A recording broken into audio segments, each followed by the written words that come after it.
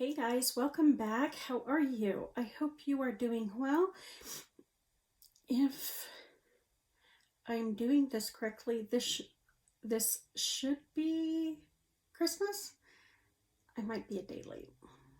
It might be a day late. I hope not, because I wore my Christmas shirt. See, this is my Hallmark Christmas movie watching shirt. I wore it specifically for my Christmas Day video. I hope you all are well. Today is my favorite eyeshadow palettes of 2020. I'm excited for this.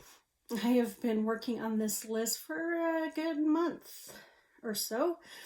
So hopefully I got everything. I was able to make it to 10. I didn't think I was going to, but I was able to make it to 10.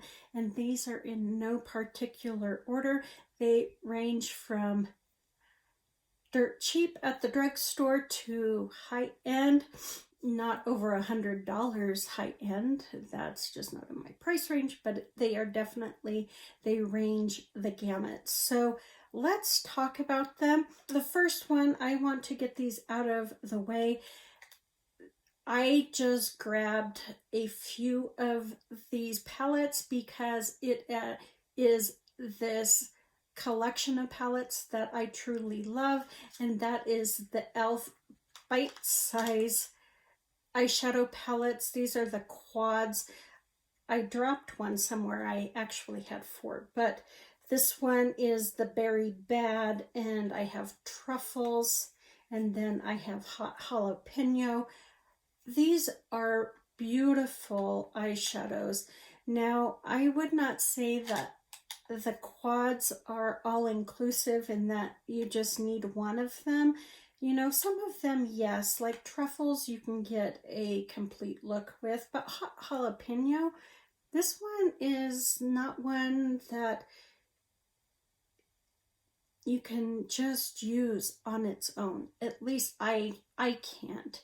And so that's kind of frustrating. I think this is an ingenious idea for eyeshadows because these are good and it gives you kind of a more condensed selection. So say you want to have a green eyeshadow look, it gives you your, you know, the shades you need, and then you just pull in like a transition shade to work into your crease and transition, and then it would anchor this.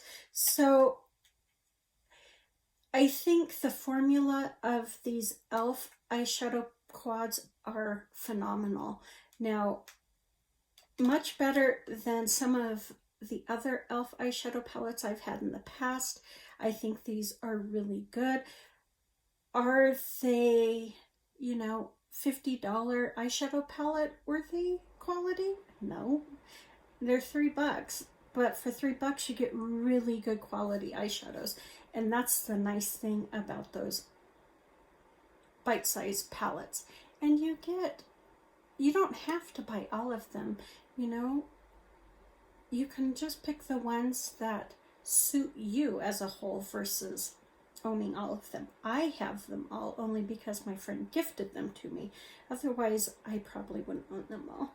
My next one is the Viseart Petit Soleil palette. This is number 5. This is the one that started my crazed obsession with yellow and watermelon shades. This is what did it. This palette, this teeny tiny little palette right here, started the insanity for this year. I love this palette. I love this beautiful yellow here. It blends out all of these shades beautifully if you're careful. Now, you can make it so it's a little, you know, yellow on your lids. Trust me, I know from experience. But if you go in with a really gentle hand, this yellow is just really beautiful. Look how pigmented that is. And then these two watermelon shades here are just really, really pretty. Now, these three right here, I like just like that with this, you know, dusted into my transition. And then this beautiful purple right here, it's a duochrome. And it is just a fun shade to wear. It has like this icy pinkish purple. And then I think the flip is like a blue. But it's just really pretty. Maybe it's pink to flip to purple. Anyways, gorgeous on the lid. When I wore this, I was just stunned by how pretty this eyeshadow was. And I'm a huge fan of Visearts formula. I know not everyone likes them, but I think that the quality is really good. Up there with Inglot. I am a huge Inglot lover, and I would say that these are up there with Inglot. Next, I had this in my collection for a while, and I first used it this year, and that is my Lorac Pro 3 palette. And I was like, oh, that's actually really nice. And then I played with it some more and I fell in love with it. Now, I don't use these lighter shades or these darker shades. I kind of stay right in the middle here. So the last two columns on each side, I don't really touch a whole lot. But the rest of these I really enjoy, especially this like burgundy shade right here. Just phenomenal. In this like camel shade, gorgeous, gorgeous. This shade is called Light Pewter, and it's such a beautiful shade on your lid. I mean, look at that. Is that not pretty? It's just one of those cool tone bronzes that I really enjoy this year. And what I like about Lorac's formula is the blendability of them and the ability to build them up if you want a darker look. Otherwise, it gives you a really soft, gentle, romantic look, and I am all for that. Now, when I film, I tend to do a little darker shade, but in my everyday looks, they tend to be a little softer, a little more romantic, a little simpler, and the Lorac Pro 3 hits every single button for me. I use this in full face of Pacifica and fell in love with this eyeshadow palette. This is the Animal Magic palette by Pacifica. Now, I had hits and misses in the past with Pacifica and their eyeshadow formula, and I was blown away by Animal Magic. There is not a shadow in this palette that isn't good. The blendability is there, the formula is there, they are pigmented. You can pick up too much and then have to blend your life away, but if you're careful, you can just build them up and not have to have that problem. The only thing I don't like is that they have this plastic window. I feel, you know, if they had just done a full cardboard, you know, lid, that would have been fine. If they would have made it so you could bend the lid all the way back, that would have been even better. There's nothing negative I can say about this palette other than that plastic lid. So yes, wonderful, wonderful, wonderful. And it's a great selection for those who are looking for a more earth conscious brand, a vegan brand, cruelty-free. Pacifica is just a really good brand. Even though I have hits and misses with them, overall I have a love affair with them and I love them very much. This next one is a newer to me palette, but I cannot get enough of this, and I try to wear it as often as I can, which unfortunately is not often enough in my humble opinion, and that is the Too Faced Natural Lust palette. Now, when this was released, I had zero interest in this palette, and I saw Kat from Kitschnitch talk about this palette, and I'm like, yeah, those shades are kind of in my comfort zone, what I like. And so I picked it up on sale, and I cannot speak highly enough about this palette. You know, you can do a nice soft romantic look, you can, you know, darken it up, you can smoke it out with, you've got these darker shades here plus this berry here.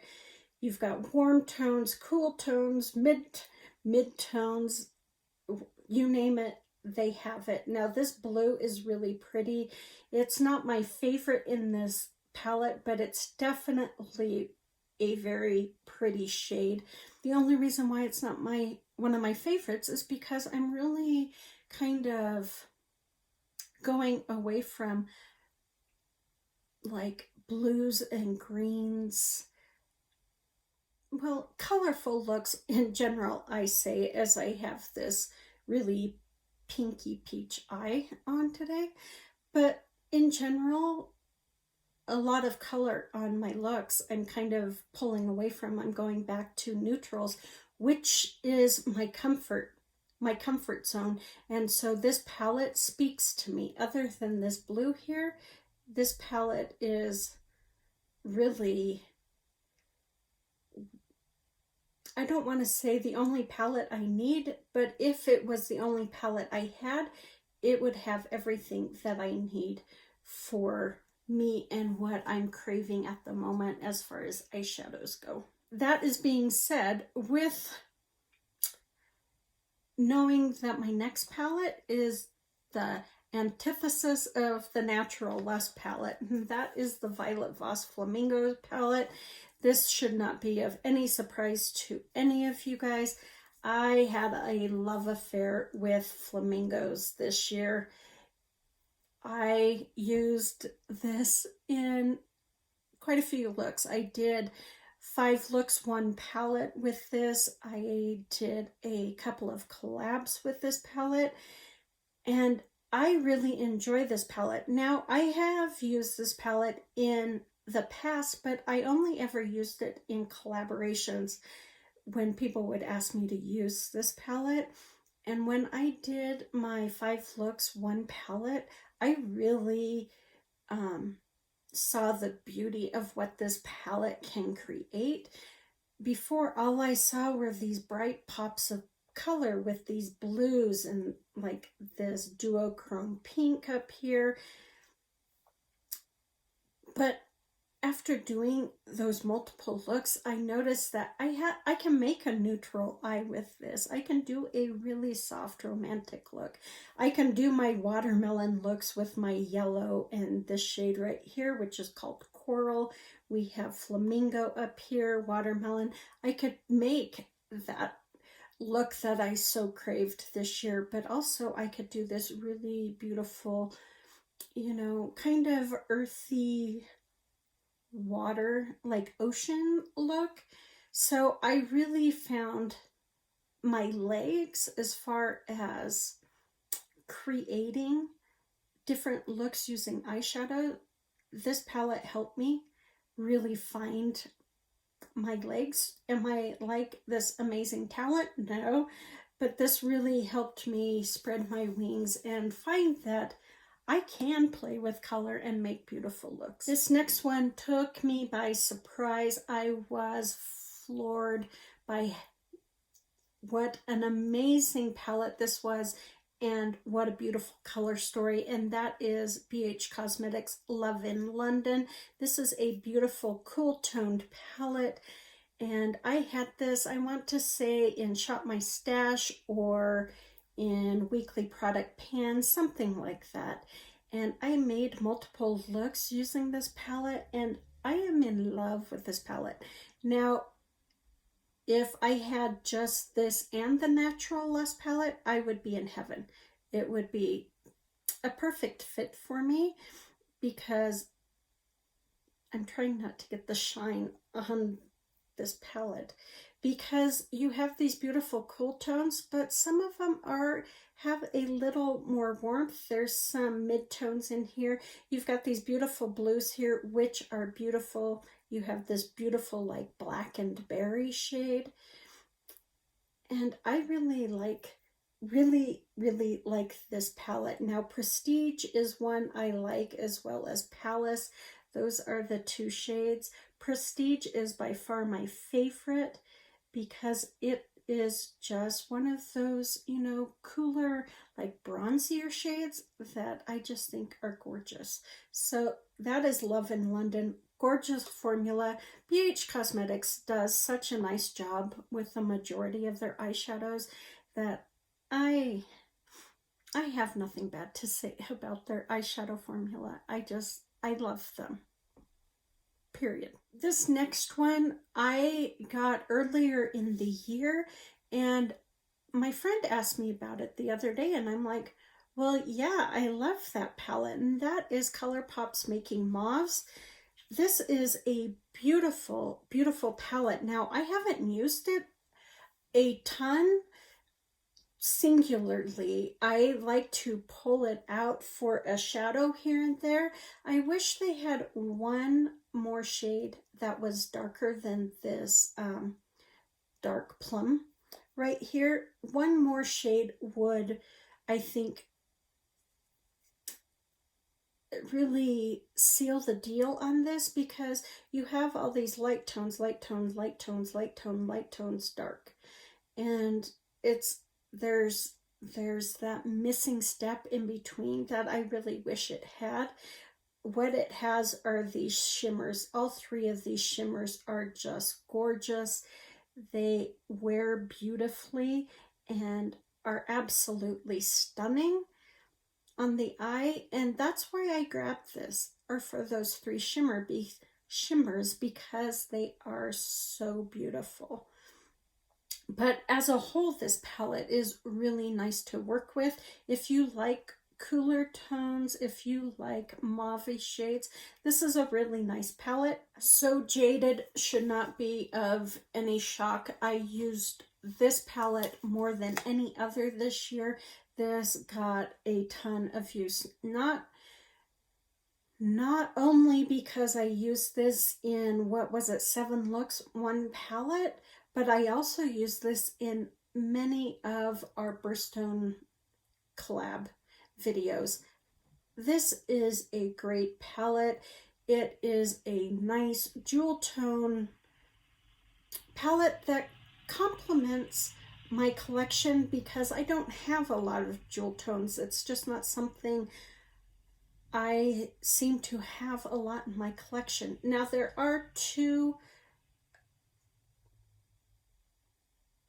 what are those called? Glitter shades right here. We have, this one is opal, and then this one is topaz, I think. Now, I don't wear those, but they're both really pretty. And so if you like glitter, these are really pretty shades. You have cool tones, you have warm tones, you have mid-tones, you have, you know, more neutral shades, you have your pops of color. When I did my 7 looks one palette, I realized I thought this was too colorful of a palette, and then I realized if I took out these 2 blues and then this teal right here, if I took those out, then it's a pretty neutral palette with a pop of yellow or these greens here. Otherwise, it's pretty neutral, pretty, you know, middle of the road palette. But these pops of blue really kind of throw your eye and make you think that this is a more colorful palette than it actually is. Gorgeous formula. Fun to work with. This is the only shade that I didn't really like. It's the Super Shock shadow, and it's in the shade Diamond. I just wasn't a big fan of it. It's a topper, but it just didn't, I didn't see how it performed overly well. There, you can see it now. That was the only one I wasn't a big fan of.